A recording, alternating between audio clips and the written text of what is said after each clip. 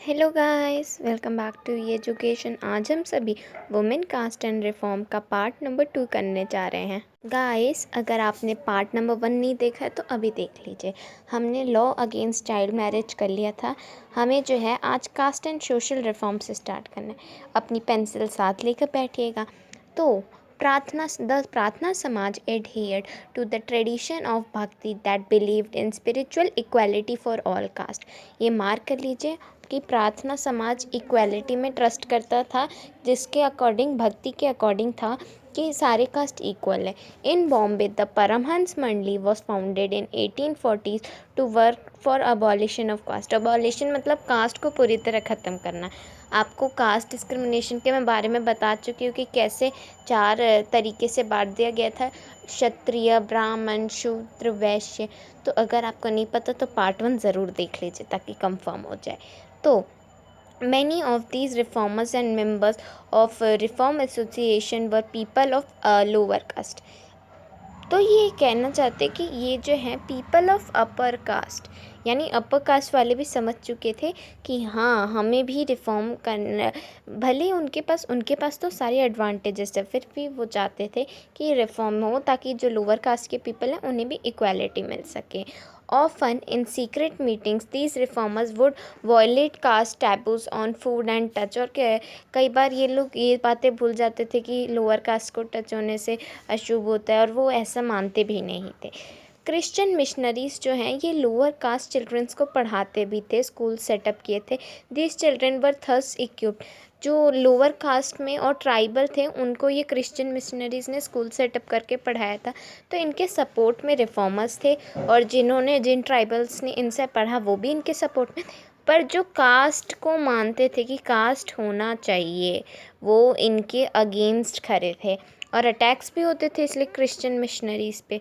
आगे चलते हैं हम। अब बताया जा रहा है कि ब्रिटिश सरकार ने क्या किया कि उस समय वो बहुत सारा अपने तरफ से बिल्ड कराना चाहती थी, इंडस्ट्रियलाइजेशन लाना चाहती थी। मतलब कि इंडियंस को नहीं, मतलब इंडिया में उन्होंने कई सारे काम शुरू किए थे। जैसे उन्हें अपने लिए, अपने ब्रिटिशर्स के लिए जो है बहुत ही सुंदर आलीशान महल जैसे घर बनवाने। तो कौन बनाएगा? लेबर्स बनाएंगे। तो इसके लिए वो कास्ट को ब्रिटिशर्स नहीं मानते थे। तो जो भी, अगर कोई लोअर कास्ट का भी आता था तो वो भी काम कर सकता था। और उस समय काम कैसे थे?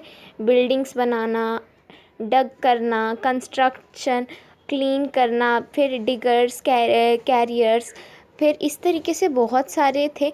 तो इससे क्या होता है? इससे ये होता है कि कास्ट सिस्टम के अकॉर्डिंग अपना प्रोफेशन चेंज नहीं कर सकते, ना उसकी नेक्स्ट जनरेशन, ना उसकी आगे की कोई जनरेशन चेंज नहीं कर सकती प्रोफेशन। बट ब्रिटिश सरकार ने एक ऑफ़र दे दिया कि आप अपना प्रोफेशन चेंज कर सकते हो। आप ही समझ गए होंगे क्यों। क्योंकि ब्रिटिश सरकार ने, अब जैसे अगर कोई है वो सिर्फ लेदर का वर्क करके शूज़ बना सकता था कास्ट के अकॉर्डिंग, पर यहाँ वो जाके जो बिल्डिंग कंस्ट्रक्शन में भी काम कर सकते, क्योंकि ब्रिटिशर्स नहीं मानते थे इसको। अ कुली शिप, ये आप फिगर 9 देख सकते हैं।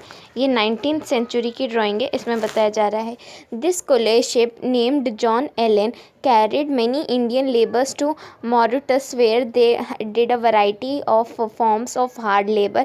Most of these labours were from low caste. Low caste के इधर उधर जाते थे ताकि अपना प्रोफेशन चेंज कर सके और इनकम भी इंक्रीज़ हो इसलिए। तो कई जो लो कास्ट पीपल थे वो प्लांटेशन में चले जाते थे, जैसे आसाम के, मॉरिटस के, ट्रिनीलैंड के और इंडोनेशिया में। इसे जो है वो अपने लिए अपॉर्चुनिटी समझते थे। हु कुड प्रोड्यूस शूज़, ये आप देख सकते हैं येलो बॉक्स। तो लेदर वर्कर्स, पहले जो है मादी गैस जो है एक ट्रेडिशनल लेदर वर्कर्स थे, आंध्र प्रदेश के जो हैं बिलोंगिंग थे। तो इनका कहते थे कि लेदर से काम कर रहे, कितना पल्यूटिंग है। पर फर्स्ट वर्ल्ड वॉर में जो है क्या हुआ कि अब कास्ट प्रिजुडाइज, सब कोई कास्ट सिस्टम मानता था, तो इसलिए कोई और तो लेदर शूज़ बना नहीं सकता था। फर्स्ट वर्ल्ड वॉर के दौरान सोल्जर्स को शूज़ चाहिए थे, तो इन्हीं लोगों से बनवाना पड़ रहा था। तो ये लोग अपना हाई प्राइसेस भी बोल सकते थे, वरना उनकी अवेलेबिलिटी पूरी नहीं होती। तो इसलिए उन्होंने प्रॉफिट गेन किया उस टाइम पे। देयर वर टू अब जो है कह रहे डॉक्टर भीमराव अंबेडकर को आप सभी जानते हैं, एक लो कास्ट से थे, उस कास्ट का नाम माहर था।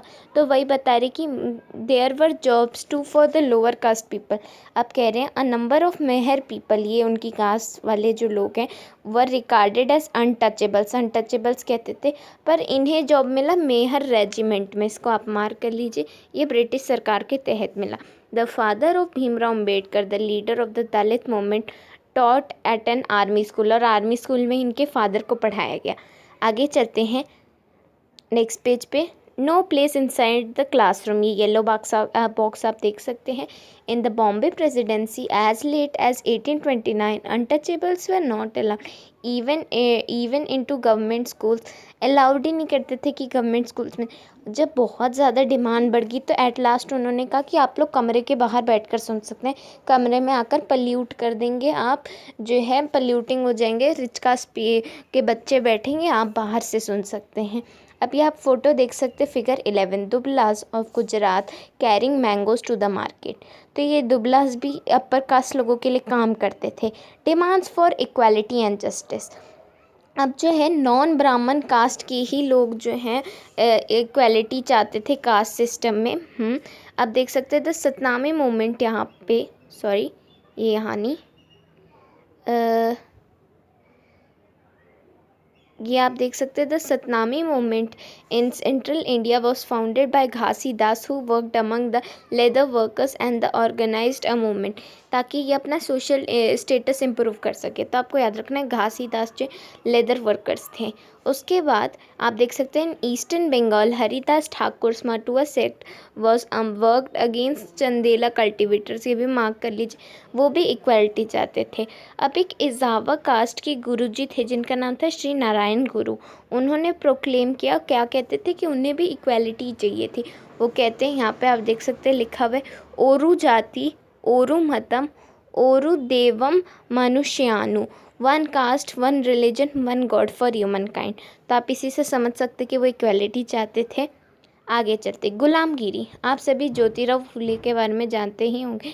इन्होंने जो है बुक लिखी थी गुलामगिरी, इसी को टाइटल्स दिया गया है। तो ज्योतिराव फुले का जन्म हुआ था 1827 में और इन्होंने ये बुक लिखी थी 1873 में। अब हम पहले इनकी बात कर लेते हैं। ये भी एक लो कास्ट फैमिली के थे और जो है इन्होंने भी क्रिश्चियन मिशनरीज़ के स्कूल से एजुकेशन पाई थी। और ये अपना बताते हैं लॉजिक कि क्यों कास्ट इक्वलिटी होनी चाहिए और ब्राह्मण्स को ये फॉरेनर्स कंसीडर करते थे। उसका रीज़न हम जानेंगे, तो चलिए उसको पहले मार्क कर लेते हैं। आर्यंस, यहाँ से he set out to attack the Brahmins' claims that they were superior to others since they were Aryans. Phule argued that the Aryans were foreigners who had come from outside. या आप पूरा ही paragraph mark कर सकते हैं। वैसे तो इनका कहने का मतलब था कि आर्यंस, ब्राह्मण्स कहते थे हम सबसे ऊपर हैं क्योंकि हम आर्यंस हैं, तो वो कहते कि आर्यंस तो फॉरेनर्स थे, उन्होंने तो बाहर पहले भारत पर अटैक किया फिर भारत में आए, तो आर्यंस यानी फॉरेनर्स, ब्राह्मण्स फॉरेनर्स है, तो ये तो लो कास्ट के होने चाहिए। और जितने लो कास्ट पीपल इस टाइम पे हैं वो सभी तो असली इनहेबिटेंट्स हैं इस जगह के, तो उनके पास पावर होनी चाहिए, अपर कास्ट को कोई राइट नहीं है पावर का। ये बात ज्योतिराव फूले कहते हैं अपनी। और फिर उसके बाद जो है यही स्ट्रैटेजी, यही लॉजिक कई और भी रिफॉर्मर्स इस्तेमाल करते हैं इक्वालिटी लाने के लिए। गुलामगिरी बुक जो है ज्योतिराव फूले ने लिखी थी 1873 में और इसे उन्होंने डेडिकेट कर दिया था अमेरिकन को, जिन्होंने अपनी लो उधर भी होता था वाइट एंड ब्लैक का डिस्क्रिमिनेशन, तो उसको फाइट किया, इसके लिए उन्होंने ये बुक अपनी उनको डेडिकेट कर दी। स्लेवरी होता है गुलामगिरी का मतलब। अब जो है who could enter the temples, आप सोच रहे होंगे कैसा सवाल है, सब टेम्पल्स जा सकते हैं, पर not like that, earlier it wasn't so. पहले था कि अनटचेबल्स और लोकास के पीपल टेम्पल्स में नहीं जा सकते हैं, पर फिर क्या हुआ, डॉक्टर भीमराव अम्बेडकर ने 1827 से 1835 तक कहा टेम्पल एंट्री मूवमेंट स्टार्ट कर दिया। तो इसका मतलब क्या कि ये जो है अब अनटचेबल्स को भी टेम्पल में ले जाना चाहते थे, क्योंकि टेम्पल जाना तो एक कॉमन राइट के तरीके से था, तो इसलिए इन्होंने टेम्पल एंट्री मूवमेंट चलाया जिसके तहत लोअर कास्ट के लोग भी मंदिर में जा सकते थे। और वो फिर गए और ये इस तरीके से अब मंदिर में एंट्रेंस शुरू हो गई। क्योंकि डॉक्टर भीमराव अंबेडकर ने ये सब खुद भी फेस किया था क्योंकि वो लोअर कास्ट फैमिली से थे। द नॉन ब्राह्मण मूवमेंट, ईवी रामस्वामी नाइकर और पेरियार, इनकी फ़ोटो आप देख सकते हैं। इनका तो अब इनके बारे में बता रही कि ये जो है मिडिल क्लास फैमिली से थे और इन्हें जो है क्या ये जो है संस्कृत में बहुत ही इनको स्क्रिप्चर्स इन्होंने पढ़े हुए थे और बाद में कांग्रेस में गए, कास्ट हटाना चाहते थे। पर कांग्रेस में उन्होंने एक अरेंजमेंट देखी, किसी फंक्शन में वो गए थे कि वहाँ पे लोअर कास्ट का अलग था और जो है अपर कास्ट का अलग था, तो एक कास्ट डिस्क्रिमिनेशन दिखाता है, इसलिए फिर उन्होंने कांग्रेस को छोड़ दिया।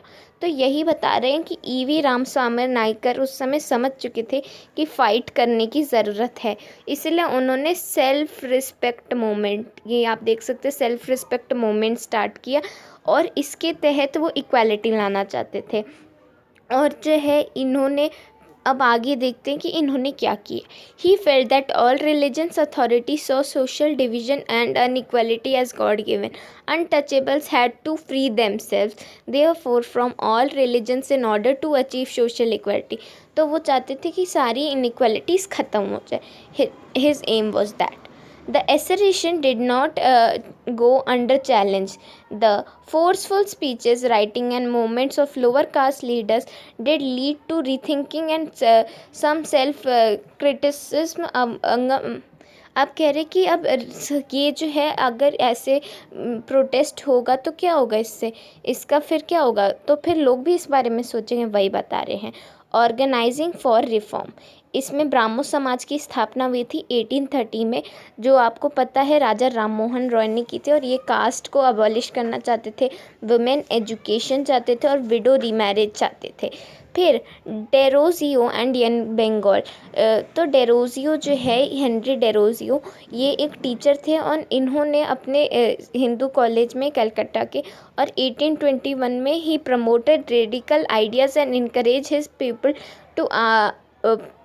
टू क्वेश्चन ऑल अथॉरिटीज़, और फिर इसी को यंग बंगाल मूवमेंट का नाम दिया गया। रामकृष्ण मिशन एंड स्वामी विवेकानंद, इनके बारे में कह रहे हैं कि ये जो है रामकृष्ण परमहंस जो इनके गुरु थे स्वामी विवेकानंद के, और जो है इन्हीं के नाम पे मिशन का नाम रखा स्वामी विवेकानंद जी ने, रामकृष्ण मिशन। 1893 में वो चिकागो गए थे, जहाँ पे उन्होंने वर्ल्ड पार्लियामेंट ऑफ रिलीजन्स में हिंदुइज्म के बारे में बताया, इंडिया के तरफ से गए थे। द प्रार्थना समाज, इसकी इस्टेब्लिशमेंट हुई थी 1867 में बॉम्बे में, और प्रार्थना समाज भी कास्ट रिस्ट्रिक्शन हटाना चाहता था, चाइल्ड मैरिज बंद करवाना चाहता था, इंकरेज करना चाहता था एजुकेशन वुमेन्स के लिए, और विडो मैरिज पे भी बैन कराना चाहता, मतलब विडो मैरिज को जो है स्टार्ट कराना चाहता था, फिर द वेदा समाज की इस्टेब्लिशमेंट चेन्नई, यानी पहले जैसे मद्रास कहते थे, उधर 1864 में हुई थी और ये ब्राह्मो समाज से इंस्पायर्ड थे और इसके भी सेम आइडियाज़ थे।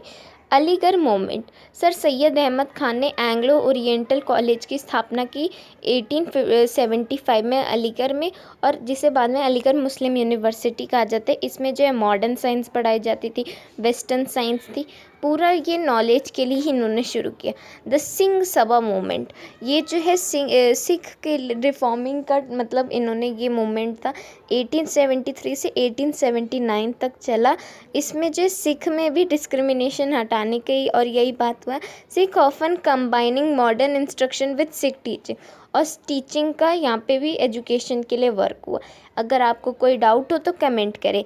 Thank you guys, like subscribe and share.